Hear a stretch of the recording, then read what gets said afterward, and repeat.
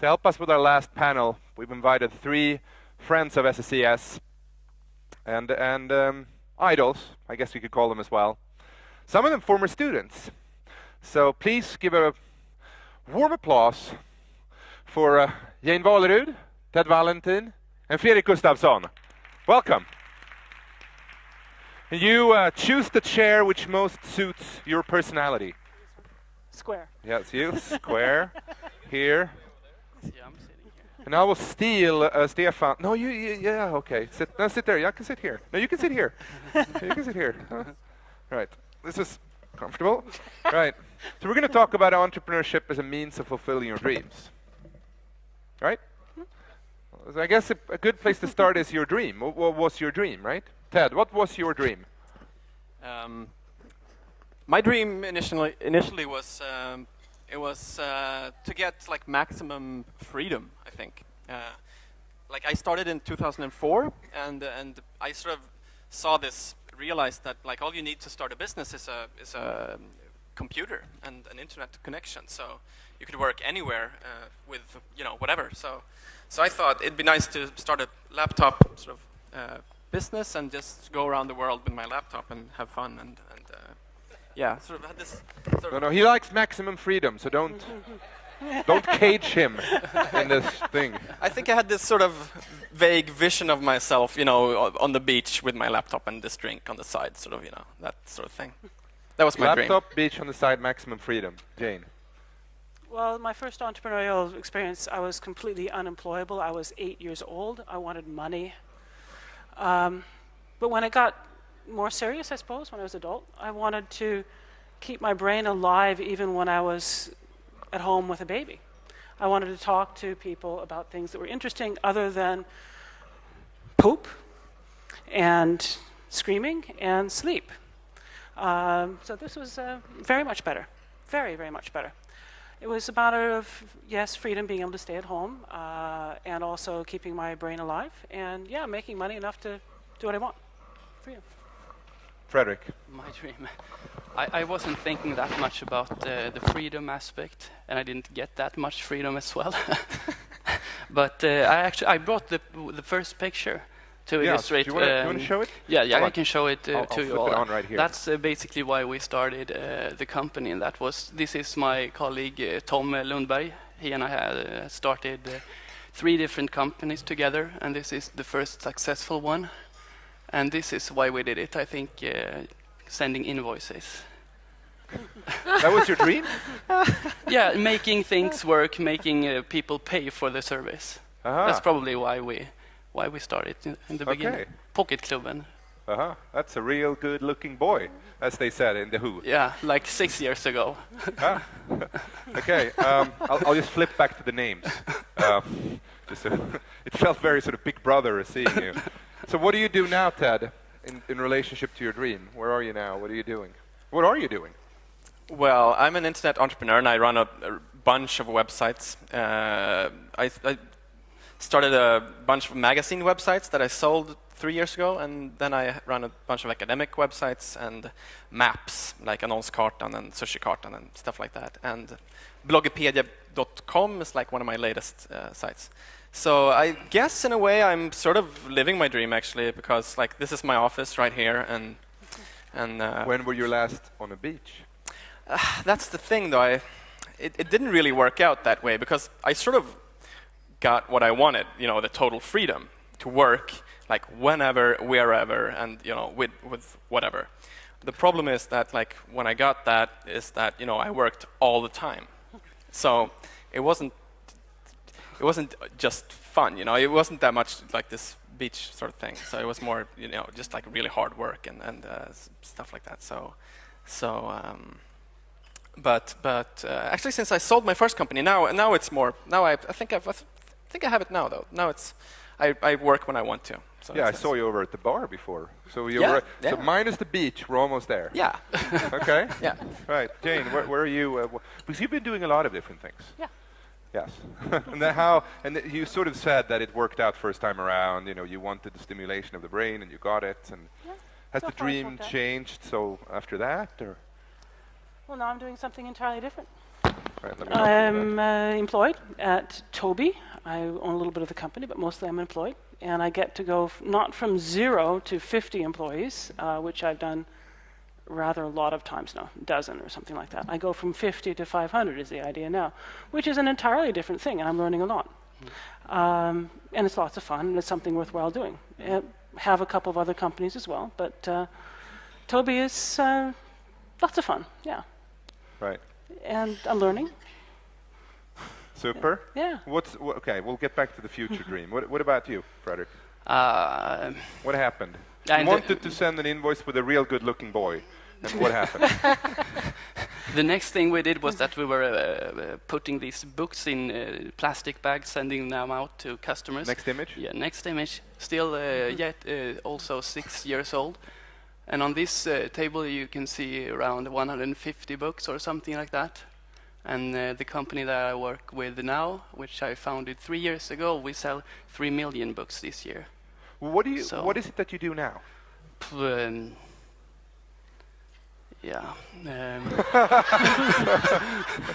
People like to call me a publisher or something like that. So I publish 60 paperbacks each year, maybe 130, 140 four-color children titles each year. It sounds like it was a tough question, like it was porn or something. You're like, no. Well, I'm sort of a publisher. Yeah, but I'm not sure what I do because they tend to call me the publisher of the company. Okay. Yeah. Right. That's interesting. Exactly. But let's you start out with a dream of something, and then the dream changes, as it did for you. No, your dream, but reality changed. It turned into a nightmare. It almost sounds like with. Well, working I mean, all the time. Obviously, life isn't always like this purple dream. Like, yeah. So I think as an entrepreneur, it's like I think the thing you're thinking about is like my problems with Google, like a few months back. I was going to get to that. Yeah. Once you bring it in, you were on every page because you were the guy blocked by Google. Yeah. You were it's like TED versus Google. Yeah. What happened there? A lot of stuff happened. It's a long story. So, but everything, it's fine now. So it worked out. You shook hands with Google. Well, it used to be like Google was my best friend, and I still want to think of them as my best friend. But I think I have to find some new friends as well. Yeah. but anyway, I think as an entrepreneur, I mean, you're very much you don't have much security, and like every day is like sometimes some days it's like chaos. Some days everything goes your way and everything works out, and other days you just get all the bad news like at the same time, and servers crash, and you accidentally erase databases, and it's nightmare days. It's nightmare days, or sometimes like in this case like nightmare months. So how long did you go? I think that was about 2.5 months. So that was a long nightmare. So it's not always fun, but most of the time. Right. Yeah. But so you didn't keep the dream or the aspiration of the beach and the pina colada to keep the nightmare days fun, or what's happening there? I don't know. I mean, I think you have to sort of. You have to be like an optimist, I think, to be an entrepreneur, because otherwise you'd just give up and get a normal job, and So, right. So yeah. Going from 0 to 50 a number of times, you must have met the same. This has crashed, X has quit, Sure. Z has burned down the building. I don't know how. Yeah, absolutely, all the time. Yeah. Okay. So give us. Well, how do you get through that? If you always meet that adversity. Well, if you believe in your idea and in your company, then you just get through it. It's you look forward to what it will be like later, and you see reality as it is, and say, okay, Ted has quit, or whatever it is, and he wanted maximum freedom. Yeah, so So Ted's he quit. quit. Okay, well, his job was this, and he had these qualities. What do we do? These things were necessary to the company. Right. What do we do about that? I mean, you just take whatever the problem is and take a good hard look at it and solve it, one after the other. And the thing about being in a small startup is that there's always many more things to do than you can possibly do. And so you have to just do decide a fairly good priority list, although don't spend too much time on your priority list, and then just do one thing at a time. And just get it done. And that is what being in a startup is all about. It's just, okay, right, today is fix Ted's quitting and buy a coffee machine and do insurance and make 10 phone calls. That's it. That's good. I understand. That's like getting things done. But Yeah. let's go back to because you said you need to believe in your idea. But at what point in all this adversity does dreaming and believing turn into madness, or does it ever? I've certainly had flops as well as successes. So yeah. Okay. And how do you deal with the flops? Say this is too bad and looks like I lost some money here and some time. It's too bad. Right. It's gone. So, yeah, but if we think here, so a lot of people out here, they have their idea, they're either just starting up, or they're going to start up, or they're 10 people or 100 people, and what if it flops, though? Is it just shake it off and then move on, or what? I mean, if you... Yeah, That's what okay, you have of course. to do. Yeah, I think you can count on that most things flop, actually. Yeah. So I think you have to be so I think the best thing is to try to flop fast. Like, you know, everything. I mean, as long as you keep trying, sooner or later things work out. So as long as you that process is fast, you know, so you can flop a few times and then you make it. Usually, like the first 1 or 2 times, like when you start a business, like usually it doesn't work out the first 1 or 2. So maybe usually I think the third time. Some people are lucky and make it on the first, the first. What do you ever call it? Well, it depends which sport you're referring to. Yeah, but Golf swing. Not golf. The other whatever. Okay. So, but I think it's important to fail quickly. Yeah, that's Fredrik, failure. And get on. Fredrik and failure. Yeah, Tell us about that. I've done that, of course. But it's like Ted says, you have to kill your darlings immediately if they are facing failure, and then you learn something from that, and the next day you start another business. Right. Yeah. Huh. And you move on. Yeah. It's also really good to have been through these tough times, because once you've done it a number of times, you say, "Oh, right, we're here." Okay, you're used to it. Oh, this is the stage when Ted quits. Yeah, or somebody. It happens. Yeah, over and over again, and you say, "Oh, right, okay. I thought I'd fix this, but I didn't." Right.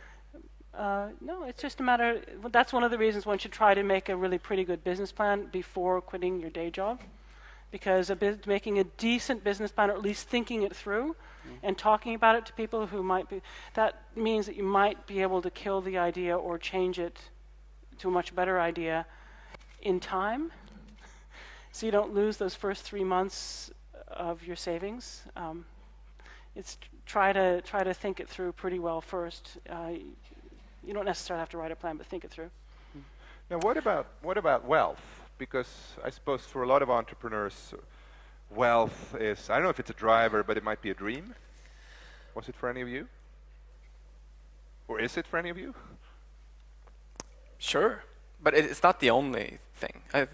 But money is part of the freedom thing. Yes. Okay. Yeah.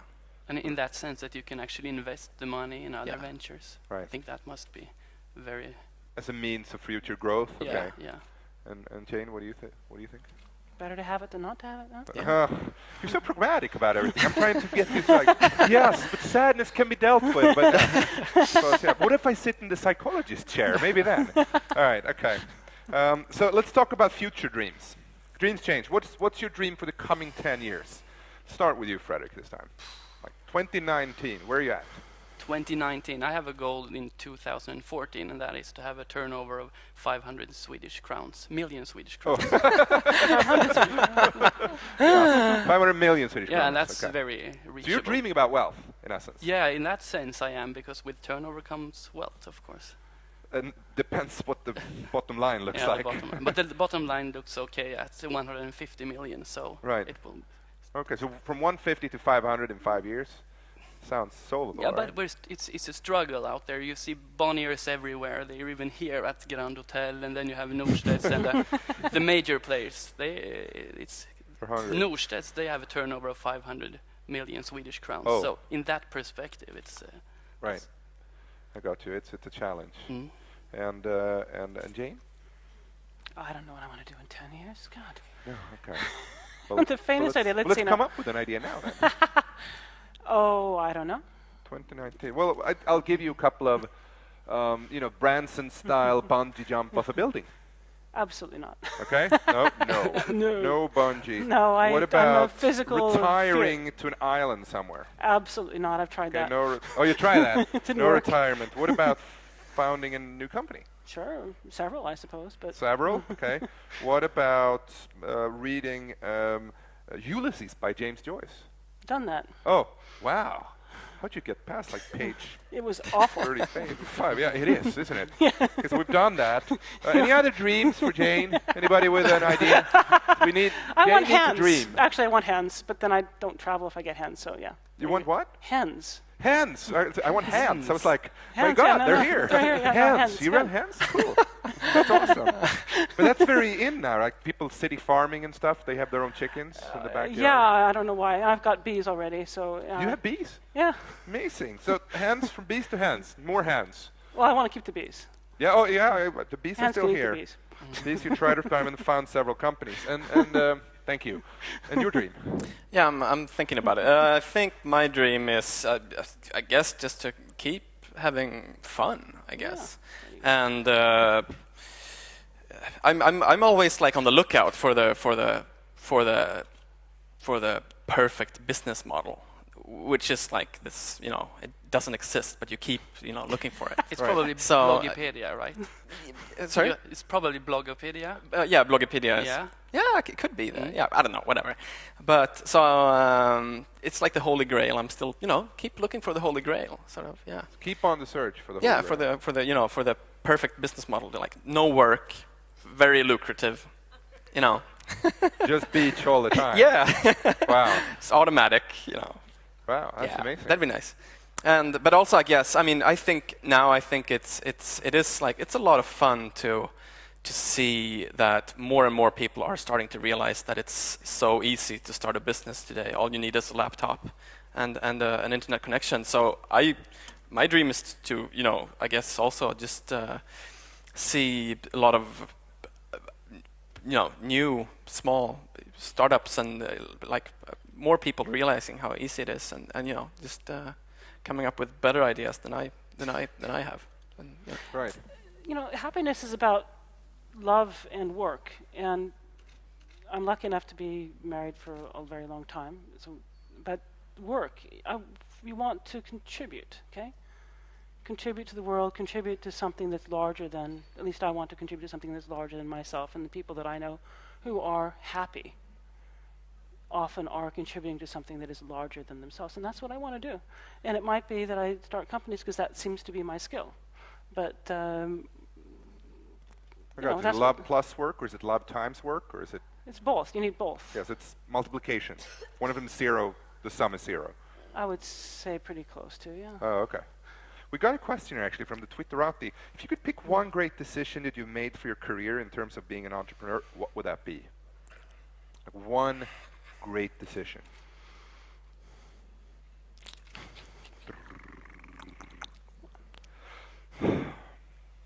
Just one. Never to become employed. Can you Yeah. answer that? Yeah. To decide never to be employed. Yeah. Yeah. But you get bought and then you're employed. Yes. So he's taken that answer. Oh. Right? You can only pick one, and you can't pick the same. What would you pick? 'Cause I know that was a good answer, and you wanted to pick that one, but you can't. Yeah. Like my mother, she usually says that I never had a real job, so I guess that was your answer too. Like not getting a regular job. But I guess I don't know. Maybe I don't have an office, so I think that's a nice. It works for me, I guess. So Decide not to have an office was Yeah. the best. Okay, yeah. fair enough. You're a free spirit, aren't you? Yeah. You want Because I maximum see you freedom. in 10 years being out riding a Harley somewhere in Colorado. Hey man, I'm just here, it's just me and the hands. No, that was you. Sorry. And see, I stay in one place and have hands, right? Yeah. What was your decision that you would boost? or say or put forward? Or Oh, I suppose one of the things I did that I think was good was actually take some money which I had earned from selling a company and invest it in other companies.